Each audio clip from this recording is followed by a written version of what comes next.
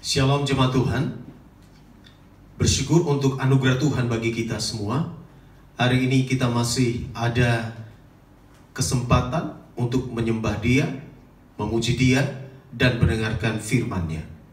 Saudara-saudara yang kekasih dalam Tuhan Yesus Kristus, mari kita lihat firman Tuhan yang hari ini saya siapkan bagi kita semua. Pembacaannya dari Kisah Para Rasul pasal 27 ayat 1 sampai ayat yang ke-44. Saya hanya membaca beberapa ayat untuk kita pada saat ini, dan ayat-ayat lain akan saya uraikan di dalam khotbah nanti. Kisah Para Rasul pasal 27, saya membaca ayat 7 sampai ayatnya yang ke-11. Demikian firman Tuhan. Selama beberapa hari berlayar, kami hampir-hampir tidak maju, dan dengan susah payah kami mendekati Knidus. Karena angin tetap tidak baik, kami menyusur pantai Kreta melewati Tanjung Salmone. Sesudah kami dengan susah payah melewati tanjung itu, sampailah kami di sebuah tempat bernama Pelabuhan Indah dekat kota Lasea. Sementara itu sudah banyak waktu yang hilang. Waktu puasa sudah lampau dan sudah berbahaya untuk melanjutkan pelayaran. Sebab itu Paulus memperingatkan mereka. Katanya, saudara-saudara, aku lihat bahwa pelayaran kita akan mendatangkan kesukaran-kesukaran dan kerugian besar, bukan saja bagi muatan dan kapal, tetapi juga bagi nyawa kita. Tetapi perwira itu lebih percaya kepada jurumudi dan nahkoda daripada kepada perkataan Paulus. Demikian pembacaan firman Tuhan untuk kita semua saat ini. Hari ini saya akan berbicara buat kita semua dengan tema menghadapi masa sukar. Menghadapi masa sukar. Saudara-saudara yang kekasih dalam Tuhan Yesus Kristus, ketika kita membaca bagian firman Tuhan ini, maka di sana kita dapat melihat bagaimana Paulus mengalami saat-saat yang sukar di dalam hidupnya. Dan sebelumnya kita tahu bersama bahwa Paulus di Yerusalem, dia berhadapan dengan orang-orang Yahudi. Komplotan-komplotan orang Yahudi berupaya untuk membunuh dia.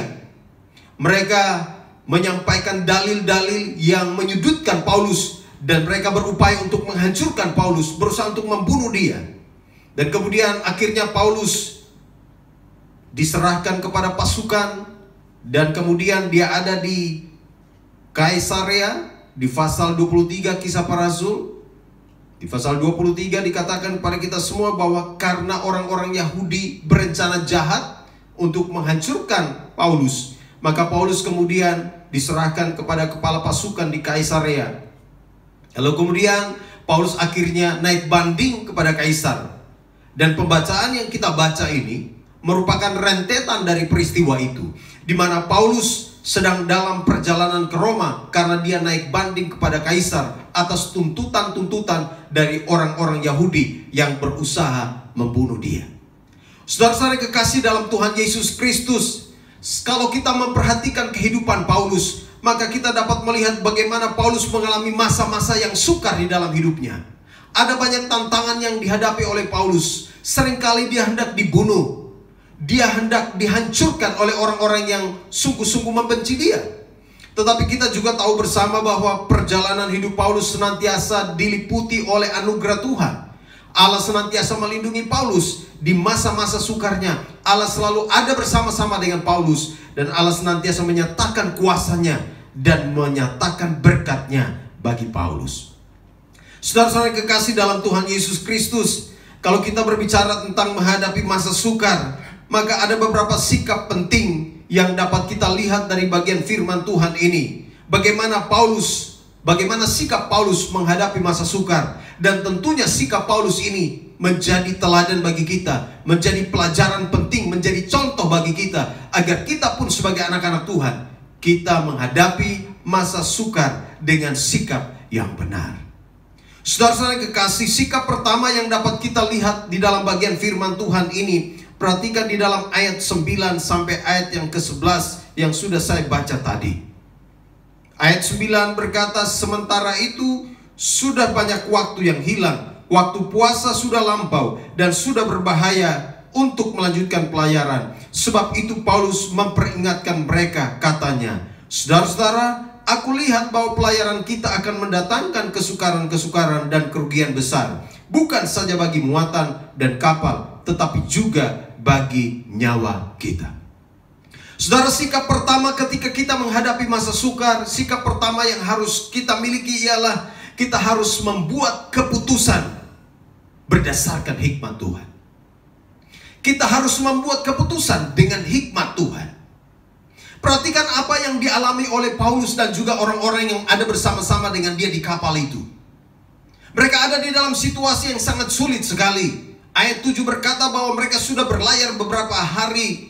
Hampir-hampir mereka tidak maju. Mereka susah sekali untuk melangkah maju. Mengapa? Karena di dalam ayat 4 di sana dikatakan, oleh karena angin sakal kami berlayar dari situ menyusur pantai Siprus. Mereka sedang berlayar di tengah-tengah situasi cuaca yang kurang bagus. Angin sakal yang dimaksudkan di sini ialah angin yang bertiup berlawanan arah. Dan tentunya karena angin itu bertiup berlawanan arah, itu membuat kapal yang ditumpangi oleh Paulus dan orang-orang yang lain yang ada saat itu susah untuk maju. Dan itu sebabnya mereka memilih tempat-tempat, mereka melalui tempat-tempat yang minim resikonya. Tetapi juga Alkitab berkata kepada kita semua bahwa mereka susah sekali maju, mereka susah sekali untuk berlayar karena angin itu begitu dahsyat. Angin itu begitu kuat dan akhirnya mereka harus mengalami kesukaran-kesukaran.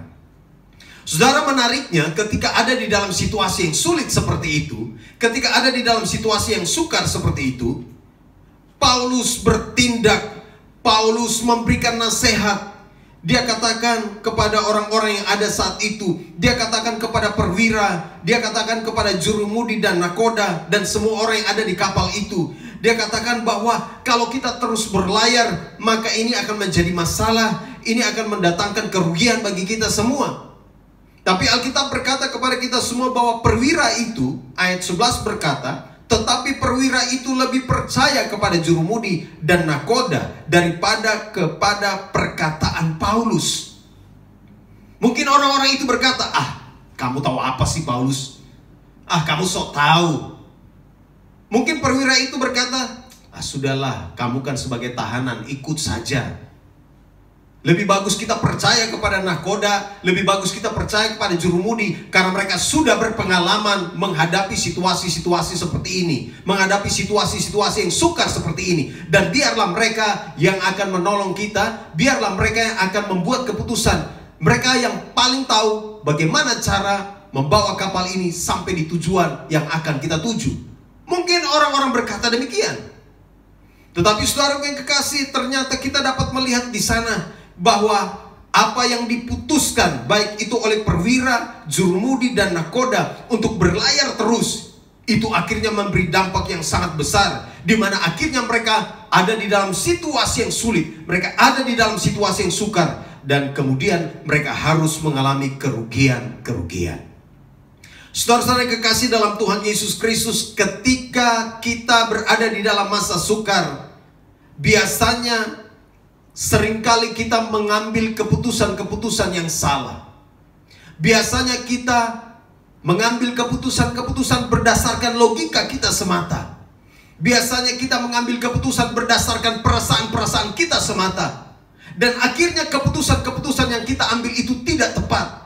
Keputusan-keputusan yang kita ambil itu keliru. Dan keputusan-keputusan yang kita ambil itu kemudian akhirnya mendatangkan kerugian, membuat masalah baru bagi kita.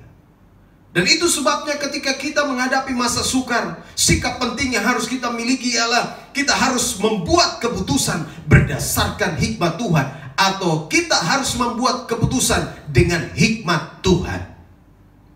Paulus seorang yang sangat berhikmat. Dia sudah memberikan nasihat, dia memberikan masukan kepada mereka, kepada jurumudi, kepada perwira, kepada nakoda, kepada orang-orang yang ada bersama-sama dengan dia. Tetapi mereka tidak mendengarkan nasihatnya, mereka tidak menghiraukan dia. Mungkin mereka berpikir seperti tadi saya katakan, Paulus, engkau tidak tahu apa-apa. Dan mereka lebih memilih untuk mendengarkan apa yang dikatakan oleh nakoda, apa yang dikatakan oleh jurumudi, dan mereka berpikir mereka akan aman di dalam perjalanan itu. Saudara-saudara kekasih dalam Tuhan Yesus Kristus, sekali lagi saya mau berkata pada kita semua bahwa ketika kita menghadapi masa sukar, kita harus memiliki sikap ini. Kita harus membuat keputusan sesuai dengan hikmat Tuhan. Saudara yang kekasih dalam Tuhan Yesus Kristus, kita masih ingat kisah tentang Salomo, bukan? Di dalam 1 Raja-Raja pasal 3 ayat 8-12.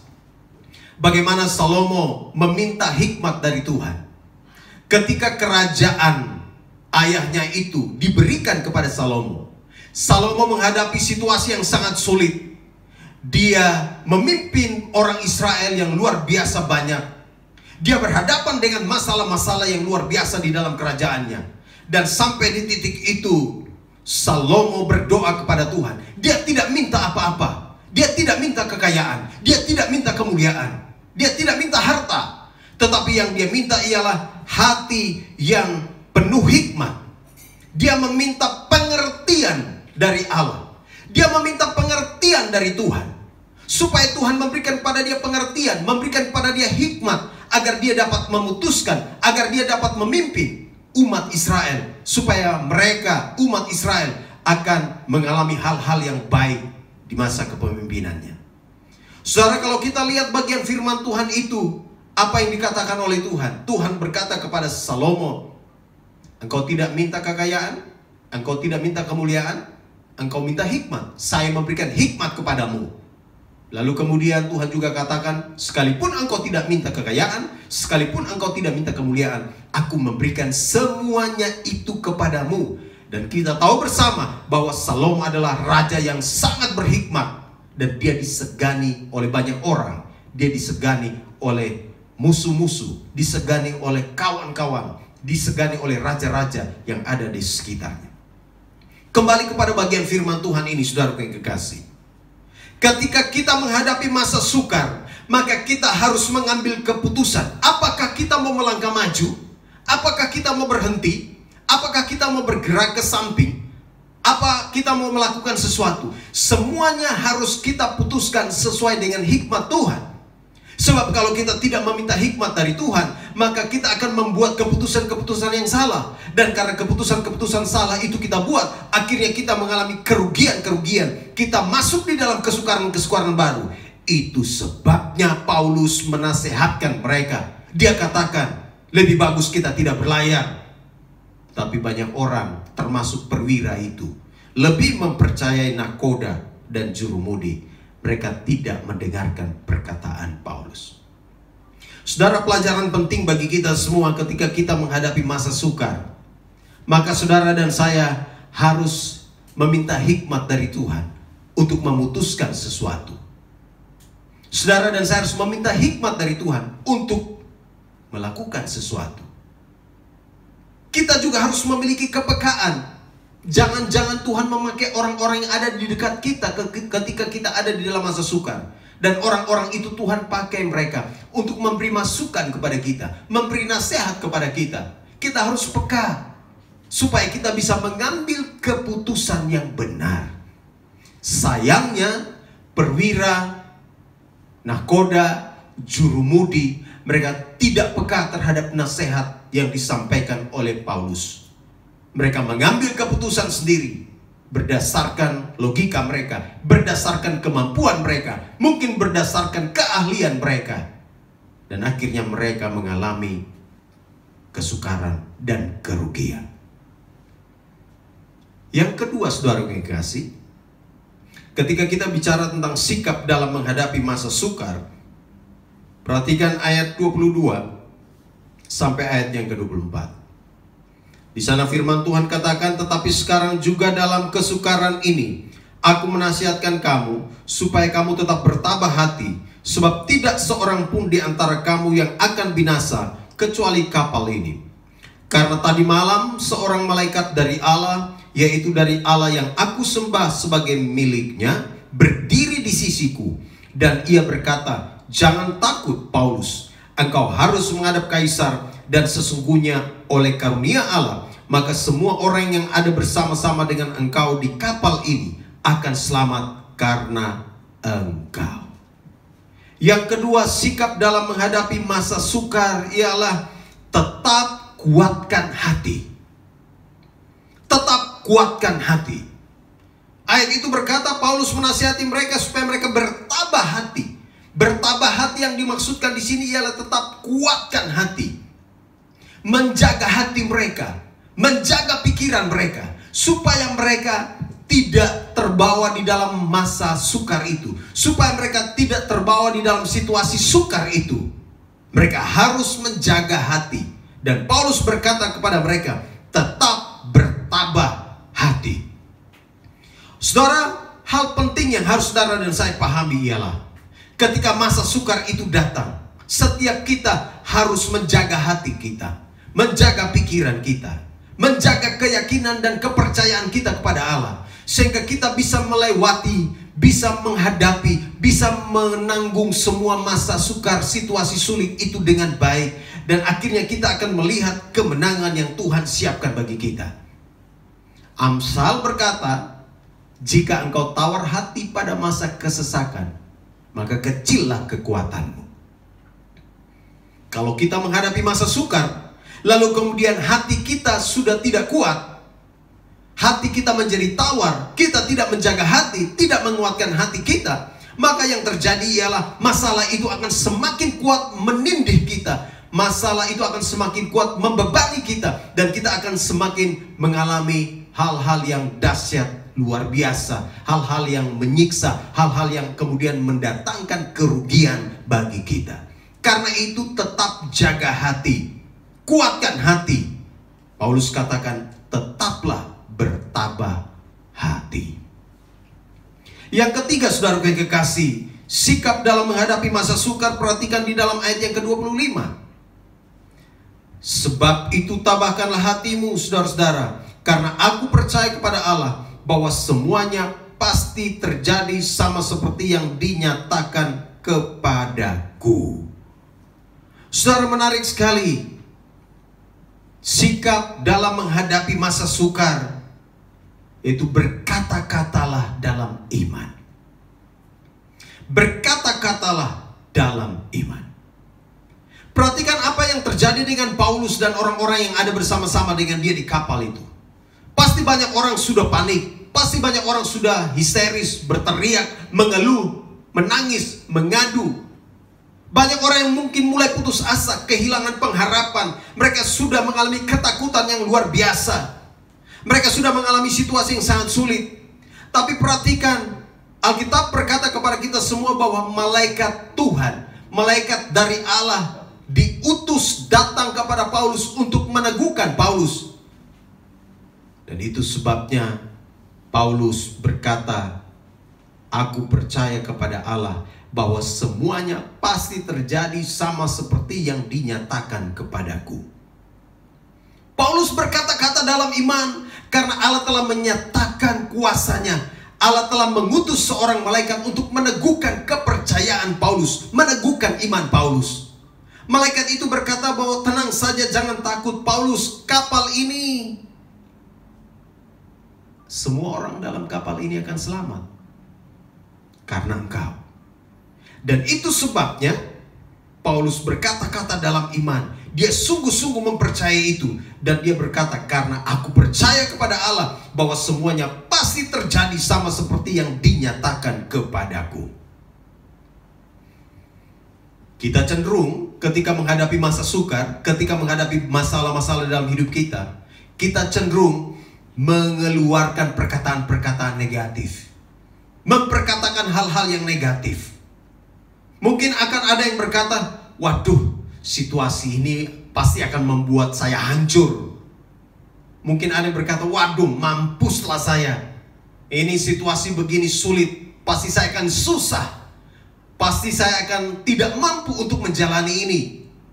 Saya mau berkata buat kita semua, kita mulai belajar untuk berkata-kata dalam iman. Kita harus memperkatakan perkataan-perkataan iman. Dan itu yang dilakukan oleh Paulus. Paulus berkata bahwa semuanya pasti terjadi sama seperti yang dinyatakan kepadaku. Paulus mengalami perjumpaan pribadi dengan Allah. Malaikat Allah diutus datang kepada Paulus. Dan Paulus bersyukur karena Allah meneguhkan dia. Dan itu sebabnya iman Paulus dikuatkan, keyakinan Paulus dikuatkan, dan Paulus berkata-kata dalam iman. Dia berkata bahwa tidak akan ada apa-apa, kita semua akan selamat, karena Allah sudah berbicara, Allah sudah meneguhkan kepada saya, dan kita semua pasti selamat. Saudara, ketika saudara dan saya menghadapi masalah-masalah, sedang ada di dalam situasi-situasi yang sulit, seharusnya saudara dan saya juga memiliki perkataan-perkataan iman. Kita harus berkata-kata dalam iman. Kita katakan, oke, situasinya seperti begini, tapi Tuhan pasti akan tolong kita. Oke, situasinya berat seperti ini, tapi Tuhan pasti akan menolong kita. Oke, masalah-masalah ada di sekeliling kita. Oke, tantangan begitu besar ada di sekeliling kita. Tetapi yang terjadi ialah Tuhan pasti menolong kita. Pertolongan Tuhan selalu sempurna. Pertolongan Tuhan selalu tepat pada waktunya. Dan kita tidak akan dihancurkan oleh masalah-masalah kita. Masa-masa sukar itu tidak akan menghancurkan kita. Sebab Allah hadir, Dia menguatkan kita, Dia meneguhkan kita. Dan kita pasti akan melihat campur tangan Tuhan di dalam semuanya. Karena itu berkata-katalah dalam iman. Kalau hari ini saudara punya masalah, saudara harus berkata dalam iman, oke, saya percaya masalah saya Tuhan akan selesaikan. Saya percaya bahwa semua situasi-situasi sulit di sekeliling saya Tuhan akan selesaikan. Dan kita harus berkata-kata dalam iman. Dan ketika kita berkata-kata dalam iman, kita akan melihat bahwa kita maju, kita pasti menang. Kita akan melihat pertolongan Tuhan bagi kita sempurna adanya. Karena itu berkata-katalah dalam iman. Yang keempat, saudaraku yang kekasih, perhatikan di dalam ayat 33. Firman Tuhan katakan, ketika hari menjelang siang, Paulus mengajak semua orang untuk makan. Katanya, sudah 14 hari lamanya kamu menanti-nanti saja, menahan lapar dan tidak makan apa-apa. Karena itu aku menasihati kamu supaya kamu makan dahulu. Hal itu perlu untuk keselamatanmu. Tidak seorang pun di antara kamu akan kehilangan sehelai pun dari rambut kepalanya. Sikap yang keempat ialah, saudaraku yang kekasih, ketika kita berada di dalam situasi sukar, ketika kita menghadapi masa sukar yang terjadi dalam hidup kita, sikap kita ialah kita harus menanti dalam pengharapan.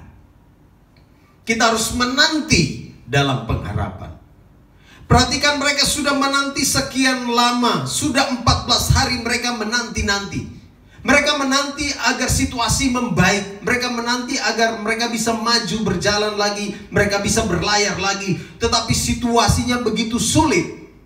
Mungkin ada orang-orang yang saat itu menanti-nanti tetapi dengan penuh ketakutan. Mungkin ada mereka, orang-orang yang ada di dalam kapal itu yang menanti-nanti tetapi mereka menanti dengan penuh kecemasan. Mereka menanti dengan penuh ketakutan. Dan Paulus bilang begini kepada mereka, sudah 14 hari lamanya kamu menanti-nanti, menahan lapar dan tidak makan. Ada yang saking takutnya tidak mau makan lagi, menahan lapar sudah 14 hari. Mungkin ada yang mulai sakit, mungkin ada yang mulai kecewa, mungkin ada yang mulai frustasi, mungkin ada yang mulai putus asa. Paulus katakan, kamu tidak boleh seperti itu. Kita sudah menanti 14 hari. Paulus bilang, mari kita makan. Sebab tidak seorang pun di antara kamu yang akan kehilangan sehelai pun dari rambut kepalamu. Pengharapan iman Paulus bahwa tidak ada seorang pun di dalam kapal yang dia tumpangi itu yang akan kehilangan sehelai pun dari rambut kepalanya. Paulus menanti di dalam pengharapan. Malaikat Allah sudah diutus kepadanya untuk meneguhkan dia. Dan Paulus menantikan kuasa Allah bekerja di dalam semua peristiwa yang dia hadapi. Dan karena itu dia menanti di dalam pengharapan. Dia tidak menanti di dalam ketakutan. Dia tidak menanti jawaban Tuhan untuk keluar dari masalah itu dengan penuh kepanikan. Tapi dia menantikan di dalam pengharapan. Dia tahu bahwa pemeliharaan Allah sempurna, penyertaan Allah sempurna, sehingga tidak ada seorang pun di antara mereka yang akan kehilangan sehelai pun rambut mereka. Pengharapan kita di dalam Kristus pasti adanya. Karena itu saudaraku yang kekasih, masa-masa sukar yang sedang kita hadapi hari ini, seharusnya itu tidak membuat pengharapan kepada Kristus memudar. Tapi kita harus berharap kepada Dia. Kita harus berharap kepada Allah. Kita harus menanti di dalam pengharapan. Sebab kita tahu bahwa orang-orang yang menanti-nantikan Dia, orang-orang yang menanti-nantikan Tuhan, mereka akan memperoleh kekuatan baru. Mereka akan mengalami kemenangan. Mereka akan mengalami jalan keluar. Dan pengharapan kepada Tuhan, pengharapan di dalam Tuhan akan membuat kita tenang. Mazmur 62 ayat 6. Saudara, satu peristiwa ketika Abraham dan Sarah, perhatikan nanti di dalam Roma 4 ayat 18 sampai 25. Abraham dan Sarah, mereka menanti untuk memperoleh seorang anak. Dan Alkitab berkata bahwa mereka sudah tua. Mereka sudah tidak bisa lagi secara fisik, tetapi mereka terus menanti. Ayat 19 Roma pasal 4, imannya tidak menjadi lemah, walaupun ia mengetahui bahwa tubuhnya sudah sangat lemah karena usianya telah kira-kira 100 tahun dan bahwa rahim Sarah telah tertutup. Ayat 20, tetapi terhadap janji Allah ia tidak bimbang karena ketidakpercayaan, malah ia diperkuat dalam imannya dan ia memuliakan Allah. Ayat 21, dengan penuh keyakinan bahwa Allah berkuasa untuk melaksanakan apa yang telah ia janjikan. Kalau Tuhan berjanji, kalau Tuhan yang mengucapkan sesuatu, maka perkataan itu pasti akan digenapinya. Karena Tuhan yang berjanji kepada Paulus bahwa mereka, semua orang dalam kapal itu akan selamat, bahkan tidak ada sehelai pun rambut dari kepala orang-orang yang ada di situ yang bisa gugur, yang bisa hilang. Tuhan pasti menggenapinya. Dan itulah yang membuat Paulus menanti di dalam pengharapan. Iman Paulus dikuatkan. Iman Paulus diteguhkan. Dia tidak takut terhadap hal apapun juga. Dia memegang teguh janji Tuhan itu. Dia memegang teguh firman Tuhan itu. Dia memegang teguh apa yang diperkatakan, apa yang disampaikan oleh malaikat Allah itu. Paulus menanti dalam pengharapan. Seperti tadi, Abraham dan Sarah, mereka menanti dalam pengharapan. Dan Allah menyatakan kuasanya. Di usia mereka yang sudah tua, mereka memperoleh anak. Ishak diberikan kepada mereka. Karena itu saudaraku yang kekasih, masa-masa sukar yang sedang kita hadapi hari ini, jangan membuat pengharapan kita di dalam Kristus semakin memudar. Kita harus optimis. Kita harus percaya bahwa janji Tuhan ya dan amin. Ketika Dia berjanji bahwa Dia akan menyertai kita, Dia pasti akan menyertai kita. Ketika Dia berjanji bahwa Dia menolong kita, Dia pasti menolong kita. Ketika Dia berjanji bahwa Dia akan memberikan semua yang terbaik bagi kita, maka Dia pasti akan melakukannya. Karena Allah tidak pernah tidak menepati janjinya. Janjinya selalu ya dan amin. Yang terakhir saudara yang kekasih, sikap dalam menghadapi masa sukar. Perhatikan di dalam ayat-ayat itu. Ayat 22 dan beberapa ayat setelah itu. Di dalam ayat 22 sekali lagi saya baca, tetapi sekarang juga dalam kesukaran ini aku menasihatkan kamu supaya kamu tetap bertabah hati, sebab tidak seorang pun di antara kamu yang akan binasa kecuali kapal ini. Saudara gue kekasih dalam Tuhan Yesus Kristus, sikap yang terakhir, kita harus menampilkan identitas sebagai orang percaya. Kita harus menampilkan identitas sebagai orang percaya. Di tengah-tengah masa sukar yang sedang kita hadapi, di tengah-tengah masa sulit yang sedang kita hadapi, kita harus tetap menampilkan identitas kita. Saudara perhatikan Paulus di tengah situasi sukar, dia tidak menyembunyikan identitas dia sebagai orang percaya. Dia tidak menyembunyikan identitas dia sebagai seorang rasul. Dia tidak menyembunyikan identitas dia sebagai seorang hamba Tuhan. Tetapi justru di tengah situasi itu dia menampilkan identitasnya. Dia menunjukkan identitasnya sebagai pengikut Kristus. Paulus menunjukkan identitasnya. Dia menunjukkan betapa perhatiannya. Dia care kepada sekelilingnya. Dia peduli kepada orang-orang yang ada di sekeliling dia. Banyak orang yang saat itu takut, gelisah, khawatir, bimbang, tidak makan.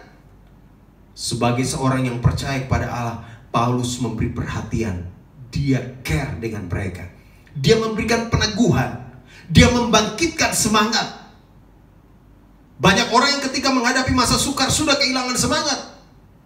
Dan saudara dan saya sebagai anak-anak Tuhan, kita harus hadir untuk membangkitkan semangat, memberikan penguatan, Supaya orang-orang yang mulai stres, mulai sakit, mulai putus asa karena masalah-masalah, situasi-situasi sukar yang mereka hadapi, supaya mereka bangkit kembali. Kita harus menampilkan identitas kita sebagai orang-orang yang bisa membawa orang datang kepada Kristus, yang bisa membawa orang bersemangat kembali. Dan kita harus menampilkan itu. Kita memiliki itu. Dan sikap itu harus kita tunjukkan. Bahwa kita memiliki kasih Kristus. Kita memiliki kuasa dari Allah. Dan kita pergi, kita datangi, kita sampaikan. Berikan perkataan-perkataan yang membangun. Sampaikan kata-kata yang membangkitkan semangat. Supaya mereka yang kurang semangat, mereka yang sudah mulai putus asa, mereka kemudian mulai bangkit lagi dan melihat harapan baru untuk menjalani hidup mereka.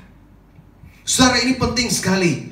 Paulus dia hadir sebagai orang percaya, membangkitkan semangat mereka yang sudah mulai loyo. Dia hadir sebagai seorang percaya, sebagai hamba Tuhan. Dia hadir untuk meneguhkan mereka. Dia hadir untuk menyatakan kasih Allah kepada mereka. Dan Paulus menyatakan siapa Allah yang dia sembah. Dia hadir sebagai saksi Allah. Di tengah-tengah situasi sulit itu, Paulus hadir sebagai saksi Allah. Dia katakan, Allah akan menyertai. Allah pasti menyertai. Dan ini menjadi pelajaran penting bagi kita semua. Bahwa kita juga harus hadir untuk menampilkan identitas kita. Menampilkan siapa kita. Bahwa kita adalah orang-orang yang memiliki kasih Allah, yang memberi perhatian pada orang-orang lain, yang membangkitkan semangat mereka, meneguhkan iman mereka, agar mereka juga bisa bangkit dari keterpurukan mereka. Menariknya di bagian terakhir, saudara yang kekasih, ayat yang ke-35. Sesudah berkata demikian, ia mengambil roti, mengucap syukur kepada Allah di hadapan semua mereka, memecah-mecahkannya, lalu mulai makan. Maka kuatlah hati semua orang itu, dan mereka pun makan juga. Saudara, perhatikan, ini menarik. Setelah Paulus berbicara, setelah dia meneguhkan mereka, setelah dia memberi perhatian kepada mereka, setelah dia membangkitkan semangat mereka, maka kemudian orang-orang yang mulai lesu, putus asa, yang tidak mau makan itu, kemudian mereka makan lagi. Mereka makan bersama-sama. Dan ayat 36 berkata, maka kuatlah hati semua orang itu. Arti kata kuatlah hati semua orang itu, di dalam bahasa aslinya artinya, akhirnya hati mereka gembira, mereka riang, mereka senang kembali. Saudara, ini dia. Ketika kita ada di tengah-tengah situasi yang sulit, ketika kita bertemu dengan orang-orang, atau ketika kita berada di tengah-tengah kumpulan orang-orang yang sedang ada dalam masa sukar seperti kita, kita harus hadir untuk menguatkan mereka. Kita hadir untuk membangkitkan iman mereka, membangkitkan pengharapan mereka, supaya akhirnya mereka pun memiliki hati yang kuat, supaya mereka kembali semangat, supaya mereka kembali gembira, supaya mereka kembali senang, dan akhirnya mereka bangkit dan siap untuk maju menjalani kehidupan mereka. Ada 276 jiwa yang ada di kapal itu. Dan bayangkan, Paulus hadir di situ, dia menampilkan identitasnya, dia menunjukkan bahwa dia adalah pengikut Kristus, dia menyatakan kasih pada mereka, dan akhirnya 276 jiwa itu, mereka kemudian bersemangat, ada gairah untuk bangkit lagi menjalani kehidupan mereka. Saudara, ini penting bagi kita semua. Hari-hari ini ada banyak orang yang sedang putus asa, ada banyak orang yang sedang ada dalam situasi yang sukar, dan saudara dan saya harus hadir di tengah-tengah mereka. Kita harus membangkitkan harapan mereka. Kita harus menjadi saksi Kristus di tengah-tengah mereka, supaya akhirnya mereka bisa kuat lagi masuk menjalani kehidupan mereka, menjadi orang-orang yang berhasil, sukses, menang, tidak putus asa, tidak depresi. Dan mereka akhirnya melihat bahwa masih ada harapan bagi hidup mereka di masa yang akan datang. Karena itu, saudara yang kekasih, saya mau katakan buat kita semua, masa sukar seharusnya tidak membuat kita semakin hari semakin terpuruk. Masa sukar seharusnya membuat kita semakin kuat di dalam Tuhan, bangkit, mempercayai Tuhan lebih lagi. Sebab kita tahu bahwa ketika Tuhan berjanji menolong kita, Dia pasti akan menolong kita. Penyertaannya sempurna, pertolongan Tuhan tepat pada waktunya, indah pada waktunya. Dan kita akan melihat kemenangan, berkat Tuhan, berkatnya dinyatakan atas kita semua. Kiranya firman Tuhan hari ini meneguhkan kita semua. Amin.